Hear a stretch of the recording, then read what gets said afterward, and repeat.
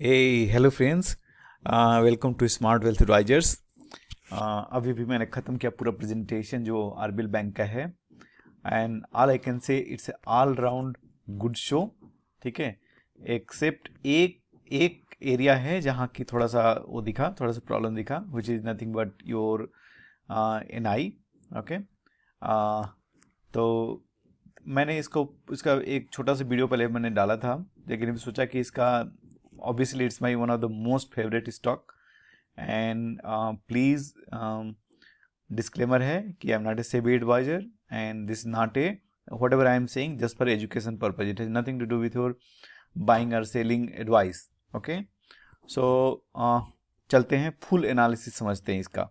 ठीक है, कि क्या क्या वर्क कर रहा है, क्या क्या नहीं वर्क कर रहा है। ठीक है, तो आते हैं हम लोग वहाँ पे बीएससी के उस पे साइड पे, और मैंने डाल दिया इसमें आरबीएल बैंक। ठीक है, ये भी आपको भी अपने सिनारे से जब भी करना हो, ये बेस्ट प्लेस होता है।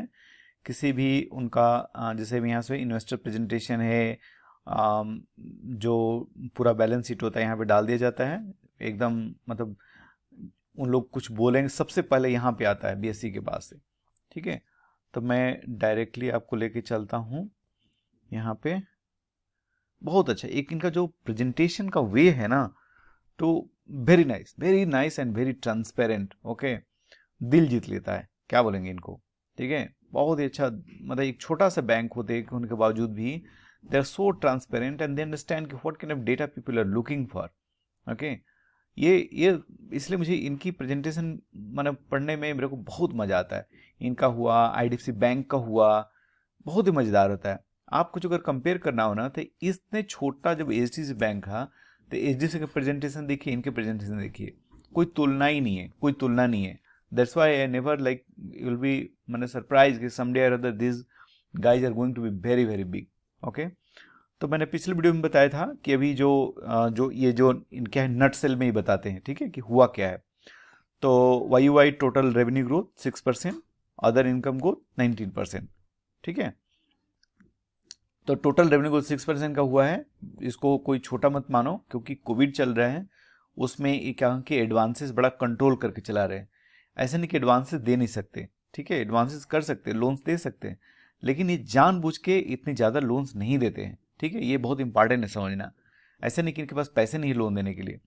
ठीक है, प्री प्रोविजन जो ऑपरेशनल प्रॉफिट होती है वो 12% है। 12% गोज सिक्वेंसली टू 805 करोड़, और नेट प्रॉफिट एट 147 करोड़, जो कि 110% वाई वाई है। ठीक है, तो क्वार्टर से क्वार्टर काफ़ी मतलब बहुत ज़्यादा नहीं है, लेकिन ये अच्छा खासा प्रॉफिट है इस बैंक के लिए। नीम एट तो नीम एट 4.19%, जो कि जनरली पिछली बार 4.56 ऐसे कुछ था। ठीक है, तो मोटा मोटी यहाँ पे इन लोगों ने बता दिया कि देखो मेरे एडवांसेस कितने हुए, 16%, 2% क्यू। ठीक है, तो एडवांसेस जानबूझ के लोग नहीं बता रहे हैं, ना जानबूझ के नहीं बता रहे हैं, ताकि मतलब कि अभी इतना अच्छा माहौल है नहीं, इसलिए एडवांसेस को रोक करके रखे हैं। डिपॉजिट बहुत अच्छे बढ़े हैं, 7% वाई वाई एंड 4% सिक्वेंसली मतलब कि क्यू। ठीक है, एलसीआर 164%, बहुत ही अच्छा है। स्ट्रांग कासा ग्रोथ, ठीक है, कासा ग्रोथ जबरदस्त चल रही है, जो कि अब 31.1% पे पहुंच गई, जो कि पिछले में था 26.8% था। ठीक है, इनका टारगेट करीब, मतलब एक अच्छे बैंक की टारगेट आराम से 40 से 50% के बीच में कासा रहनी चाहिए। ऑब्वियसली इनका कासा इतना ज़्यादा हाई होना बहुत ज़रूरी नहीं है, क्योंकि आप समझ सकते हैं कि ये जो कैसे करते हैं, जो कासा लेते हैं ना, ये कोई बहुत सस्ता में नहीं मिलता है। जैसे आईसीआईसीआई बैंक है जिसमें बहुत सस्ते में कासा लेता है, 3% 4% ऐसे उनके डिपॉजिट होते हैं, जो आपका टिपिकली सेविंग अकाउंट वगैरह होता है।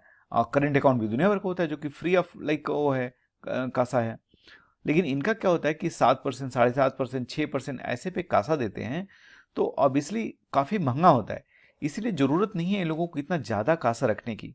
ठीक है, तो इससे भी मत सोचिएगा कि एग्जीबिशन का 40-45% इसका क्यों नहीं है। जीएनपीए में भयानक गिरावट है, भयानक गिरावट। ठीक है, वैसे ही आपका एनएनपीए। एनएनपीए क्या होता है? एनएनपीए होता है कि जितने अभी बचे हुए हैं, ठीक है, मैंने कितने अभी जो एसेट जो कि एनपीए होने नेट वो कितना है, ठीक है, तो 0.71% ऑफ द बुक। और जीएनपीए क्या होता है कि जितना आरडी अपने प्रोविजन सब करके रखा है उसमें इतना है, ठीक है। पीसीआर अभी तक का सबसे high and almost in size के बैंक्स में सबसे ज्यादा हाई पीसीआर है। जितना ज्यादा हाई पीसीआर मतलब कि जितना आपका बुरा लोन है, जितना आपका एनपीए है, सबके अगेंस्ट आपने कितना परसेंट आपने प्रोविजन कर दिया है। तो 86.4% कर दिया है, मतलब कि 13.6% लोन केवल बच गए हैं, ठीक है। तो अब इसमें कितना ही निकलेगा, जो भी निकलेगा उसको जो अब आगे आएगा तो उसका ऑलरेडी प्रोविजन हो रखा है, उसका कोई टेंशन ही नहीं है, ठीक है। एक क्वार्टर में करीब 32 लाख कस्टमर ऐड किए हैं, जो कि बहुत ही अच्छा रन रेट है। 80,000 90,000 का रन रेट प्री कोविड में था, तभी 1 लाख प्लस हो गया। That is handsome, very handsome I can say, ठीक है। अब डायरेक्टली मैं आपको इधर लेके आता हूँ, तो यहाँ जगह आप देखेंगे तो net interest income Y Q का दिखाया गया है, ठीक है। Core fee income that is solid, extremely solid. Core fee income is very very important for a bank. Core fee income कौन सा होता है? टिपिकली आपके जो चार्जेस होते हैं, या फिर जैसे आपने क्रेडिट कार्ड के चार्जेज वगैरह ऐसे करते हैं, तो इनके लिए ना इस बैंक के लिए चार्जेस बहुत बड़ा मायने रखते हैं। नेट इंटरेस्ट मार्जिन एक तो है ही जो कि पैसे ऐड करता है, लेकिन जो चार्जेस से पैसे आते हैं ना वो बहुत जरूरी है, ठीक है। नेट टोटल इनकम 6% से बढ़ा है, सिक्वेंसली 7% से। ऑपरेटिंग प्रॉफिट अभी तक की सबसे हाई आई है किसी भी क्वार्टर में, ठीक है। वाईओ गुड 12%, सिक्वेंसली भी 12% में। नेट प्रॉफिट क्यूओक्यू 2% का बढ़ा है, और वाईओवाई 110% का बढ़ा है, ठीक है। तो अब सोचिए 2019 में कितना ज्यादा प्रॉब्लम खड़ा किया गया था कि अरे बैंक फंस जाएगा, this is going to be the next Yes Bank, लेकिन ऐसा कुछ नहीं हुआ। बैंक ने बहुत अच्छे से मैनेज किया, बहुत सारे पैसे जुटाए, ठीक है, और बहुत अच्छे से स्टेबिलिटी है, बैलेंस शीट बहुत ही स्ट्रांग है, ठीक है। तो एडवांसेस मतलब कि लोन्स जो होते हैं तो 5% से बढ़े हैं, और क्यूओक्यू 1% से बढ़े हैं। होलसेल एडवांसेस जो हैं वाईओआई इनके 25% से बढ़ाए गए हैं, और रिटेल एडवांसेस वाईओआई की बात कर रहा है, ठीक है।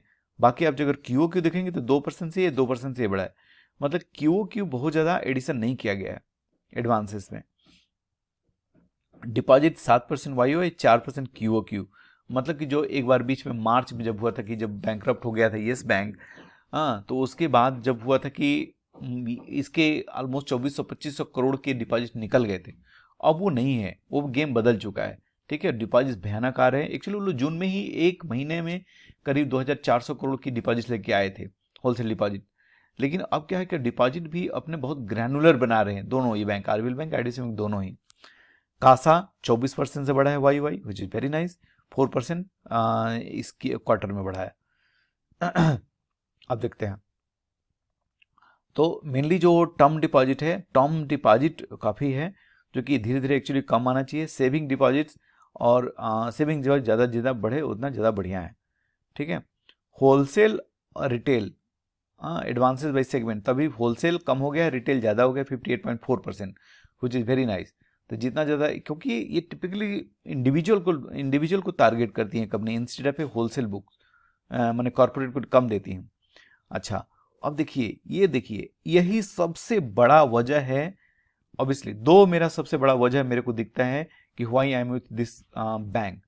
तीन एक्चुअली आई बोलूंगा। एक, सबसे पहले जो जॉकी है इस बैंक का, मुझे विश्वा विरोजा, solid person, solid, transparent and very agile people, very strong and standing up market. I'll say one of the best CEOs. Okay, then credit card ही इनका सबसे बड़ा बिजनेस होने वाला है। For your information, RBL bank is the 5th largest credit card issuer in India, 5th largest.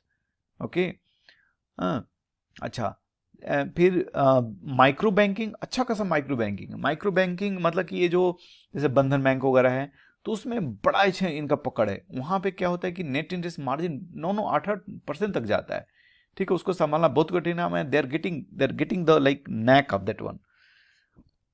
ये बहुत अच्छी बात है। तो यही दो बिजनेस इनके बहुत बड़े होने वाले हैं, ठीक है। और थर्ड, इनकी टेक्नोलॉजी। सो तीन चीज मैंने बताया, एक तो सीईओ, एक इनका जो कार्ड बिजनेस की अंडरस्टैंडिंग है, ठीक है। आपको याद होना चाहिए कि जो कार्ड बिजनेस है, ये आरबीएस जो बाहर की फॉरेन की सबसे बड़ी, one of the largest bank थी, उसका क्रेडिट कार्ड का पूरा यहाँ पे उन लोगों ने खरीदा था, बिजनेस। ठीक है, अब आते हैं इसको, ये लगभग हम लोगों ने उसी में देख ही लिया। हाँ, कि नेट इंटरेस्ट इनकम में भी यही वाला जो पॉइंट है ना, देखो जब ब्रैकेट में दिया रहता है मतलब कि कम हुआ है, ठीक है, निगेटिव है, तो नेट इंटरेस्ट इनकम मोस्टली कम होना लाजमी है। क्योंकि हो क्या रहा है, आपके डिपॉजिट्स तो हाई पे ले रहे हो, लेकिन एडवांसेस आपके नहीं बढ़ रहे हैं। अगर एडवांसेस नहीं बढ़ रहे हैं तो ऑब्वियस है कि आपका नेट इंटरेस्ट इनकम कम होगा। लेकिन इसमें कोई डरने की बात नहीं है, कोई प्रॉब्लम की बात नहीं है, क्योंकि जो ही एडवांसेस बढ़ने लगेंगे तो ऑटोमेटिकली ये जो एनआई है अपने आप इंप्रूव हो जाएगा। अदर इनकम देखिए, अदर इनकम ये मत जाएगा कि वन टाइम होता है। Other income is nothing but your fee, charges, ये सब के होते हैं। तो जैसे ट्रेड फिनांस करते हैं, क्रेडिट कार्ड के चार्जेस वगैरह होते हैं, तो ये सब मिला के है। ठीक है, तो यहाँ दिखाया कि क्यू में 2% की वृद्धि, पिछला क्वार्टर में 144 करोड़ थे, इस बार 147 करोड़ आए, विच इज परफेक्टली ओके। ठीक है, अब आते हैं हम लोग आगे। आरओई में मतलब ठीक ठाक, आरओई में थोड़ी सी कमी आई है। ये नेट इंटरेस्ट मार्जिन जो था पिछले वाले में 4.3 था, अभी 4.3 है, not a problem. 4% above is like good enough. अब आता है आगे बैलेंस शीट, ये हमने बता ही दिया। डिपॉजिट आपके वाई 7%। अच्छा, इन्वेस्टमेंट की जो बुक है ना, इन्वेस्टमेंट बुक बहुत अच्छा बढ़ रहा है। इन्वेस्टमेंट बुक इनकी जो टोटली है ना, इन्वेस्टमेंट बुक से जो अदर इनकम है वो भी आता है, जो ट्रेजरी इनकम जिसको बोलते हैं। हाँ, कि जो सोवरेन फंड्स में पैसे लगा कर रखती हैं, कुछ इक्विटीज में, कुछ म्यूचुअल फंड में पैसे रखती हैं, तो जो एक्स्ट्रा पैसे रहते हैं तो उससे कमाते हैं पैसा। तो जैसे हमने एडवांसेस नहीं दिए, एडवांसेस कम है, तो स्टिल जो मनी हमने लिया है that I can use for this sovereign funds and all, वहाँ से जो ट्रेजरी इनकम जो आता है, तो वो भी एक बहुत अच्छा इनकम है इनका। हाँ, सबसे जो कल का जो न्यूज़ बनेगा ना, ये एनएनपीए जीएनपीए। हाँ, कि एनएनपीए, इनकी सब लोग बोल रहे थे कि एसेट क्वालिटी खराब होने है, लेकिन एसेट क्वालिटी बहुत ही अच्छी सुधर रखी है। सीआरआर मतलब जबरदस्त, वन ऑफ द बेस्ट। ये कोटक एचडीएफसी के आसपास में है, नए कोटक का 19% है, इनका 17.9%, करीब करीब 18%। ठीक है, तो मतलब कि बैंक इज फुली कैपिटलाइज्ड, ठीक है, बिना किसी प्रॉब्लम का। ओके, ये देखिए, ये जो other income and core income above pre Covid levels, मतलब कि एकदम फुल फ्लेजेड तरीके से इनका मैंने बैंक एकदम परफॉर्म करना चालू कर दिया है। इमेजिन करो, अभी भी मैंने कोरोना का काफ़ी असर है, फिर भी बहुत ही अच्छा हो रहा है। तो जनरली कैसा होता है, credit cards, trade, general banking fees and charges, processing fee, जैसे आपने होम लिया ना उसका प्रोसेसिंग चार्जेज जो लगता है, तो ये सब कहलाता है कोर फी आपकी है। ठीक है, तो कोर फी बहुत ही अच्छा कर रहा है। ठीक है, अब उसके बाद आता है जो operating cost lower, driven by lower business volumes and cost efficiency. तो मतलब सब चीज़ में थोड़ा थोड़ा, जैसे आप देखोगे यहाँ पे तो एम्प्लॉय कास्ट थोड़े से कम आए हैं, बस घर से काम करने का, वर्क फ्रॉम होम का थोड़ा बहुत असर होगा। प्रीमाइसेस कास्ट भी लगभग थोड़े से कम हुई हैं। अच्छा, net credit cards by business, the credit cost including provisioning on proforma slippages. ठीक है, ये क्या है आपका जो बताया है, होलसेल रिटेल में क्रेडिट कास्ट कैसे चल रहा है। तो क्रेडिट कास्ट जो है अभी मतलब कि Q3 of 2021 में ओवरऑल थोड़ा सा कमी आई ही है। अच्छा, इधर कुछ खास नहीं है, इधर कुछ खास नहीं है। हाँ, ये इन्होंने बताया है कि कैसा सब कुछ चल रहा है। ठीक है, ये भी कोई खास नहीं है। ठीक है, सब मैंने बता ही दिया आपको। अच्छा, कासा ये हो गया। हाँ, इन्वेस्टमेंट बुक यही बता रहा था कि जिससे काफ़ी पैसे आ रहे हैं, तो ये भी बहुत अच्छा इनकम होता है। मैं जो नॉर्मल डेज खराब जो चलते हैं, तो उसके चलते जो पैसे आप ट्रेजरी वगैरह करके कमाते हो वो अच्छे खासे रहते हैं। ठीक है, 5 नए ब्रांचेज ये लोगों ने ऐड किया है। ये तो आपको पता ही होगा कि ज़बरदस्त होल्डिंग है FIs की। तो फॉरेन कॉरपोरेट्स देखोगे तो कब मैंने FPIs या फॉरेन कॉरपोरेट्स मिलकर बहुत इनकी जो होल्डिंग है ना बाहर के हाँ, तो मेन जो मैं बताने रहा था दो चीज़ें यहाँ पे आपको बताऊंगा, क्रेडिट कार्ड अपडेट और एमएफआई में उन लोगों को, काफ़ी लोगों को वो रहता है कि यार इनका आसाम में बहुत ज़्यादा प्रॉब्लम है, आसाम में बहुत कंसंट्रेटेड है, आसाम में ये प्रॉब्लम वो प्रॉब्लम, लेकिन ऐसा कुछ नहीं है। यहाँ पे इनका वो देखो आप, सबसे जो ज़्यादा पोर्टफोलियो जो सबसे ज़्यादा था मार्च में 14.7, it use to come from Bihar, then Tamil Nadu, then Maharashtra, ये सब स्थिर स्टेट हैं, ठीक है।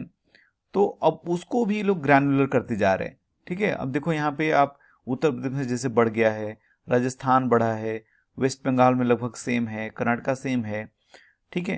तो ऐसे ऐसे उसको भी ग्रैनुलर किया जा रहा है। असम की जिसकी बातें होती हैं, असम में जस्ट 2.4% है, हाँ, तो इतना बड़ा भी शेयर नहीं है। तो काफ़ी जो जो इनका बिजनेस है, ये बहुत बड़ा बिजनेस है, ध्यान रखिएगा, ये कोई हल्का फुल्का इनका एमएफआई का बिजनेस नहीं है। One of like among banks, one of the like largest share है इनके पास, ठीक है। और देखो माइक्रो बैंकिंग ब्रांचेज, ये जो आरएफएल फिनसर ब्रांचेज है ना 589, यही सब ब्रांचेज छोटे छोटे ब्रांचेज होते हैं जो इनको सर्व करती हैं, ठीक है। अब नेक्स्ट आते हैं आगे, यहाँ पे क्रेडिट कार्ड, ठीक है। क्रेडिट कार्ड ये सबसे इंपॉर्टेंट, सबसे प्यारा वाला सेक्शन। अब देखिए ये है टोटल आरबीएल का नंबर 19 एंड नंबर 20, मतलब नंबर 19 में और नंबर 20 में इनके पास कितने कार्ड केस है, तो 2.4 मिलियन, ये 3 मिलियन, ठीक है। 22% ऐसे बढ़ा है। अब देखने वाली बात है कि इंडस्ट्री 10% से बढ़ी है क्रेडिट कार्ड की, लेकिन ये 22% से बढ़े हैं, ठीक है। एक्सपेंडिचर देखिए, जैसे हम लोग कार्ड से जो भी स्पेंड करते हैं, तो एक्सपेंडिचर कहाँ बढ़े, इनके 3% इंडस्ट्री बढ़ी है, मैंने क्रेडिट कार्ड से आप जो भी सामान खरीदते हो इसमें ईयरली मतलब 3% की बढ़ोतरी हुई है, लेकिन आरबीएल 11% से बढ़ा है, ठीक है। सिमिलरली कन्वर्जन जो एडवांसेस होते हैं, जो कन्वर्जन 8% है, लेकिन इनका 36% है, ठीक है। तो ये बहुत इंपॉर्टेंट है, बहुत इंपॉर्टेंट है। इनका जो शेयर है ना, ये बहुत जबरदस्त तरीके से। अब एक्सपेंडिचर्स में देखोगे तो 5.1% इनका मार्च 20 में था। तो मोर और लेस ये जो कार्ड बिजनेस है ना, they understand it very well, very well, ठीक है। अब आते हैं पोर्टफोलियो टेंस, तो यहाँ पे देखते जाएंगे क्रेडिट कार्ड इन फोर्स कितना चलता जा रहा है। एक्विजिशन ये अपना प्रॉब्लम वाला एरिया है, मार्च अप्रैल जून वाला, उसके बाद फिर से वापस अपने पुराने लेवल पे आ चुके हैं, ठीक है। रिटेल एक्सपेंडिंग, ये देखो अपना, ये पहले जो पुराना वाला था उससे थोड़ा सा ऊपर ही आ गए हैं कोविड पीरियड से, तो मतलब एक्सपेंडिचर उसके एकदम बराबर चालू हो गए हैं अब,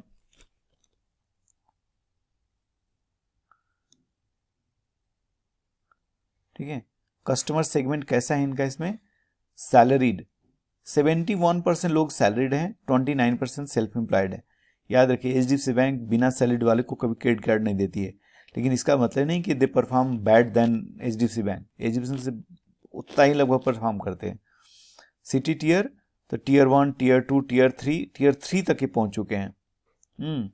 एज ग्रुप, सबसे ज़्यादा एज ग्रुप जो 35% है, हाँ 35%, वो 35 से 45 के बीच में एज वाला आदमी है, जो कि स्टेबल होता है। जनरली जो फैमिली वाले होते हैं ना, जैसे जिसका भी एज 35-45 होता है, जनरली 1-2 बच्चे होते हैं, जॉब वॉब होती है, चाहे कुछ भी करते हैं, तो generally they don't default, most of default इधर में आता है, ठीक है। अच्छा, अब आगे चलते हैं।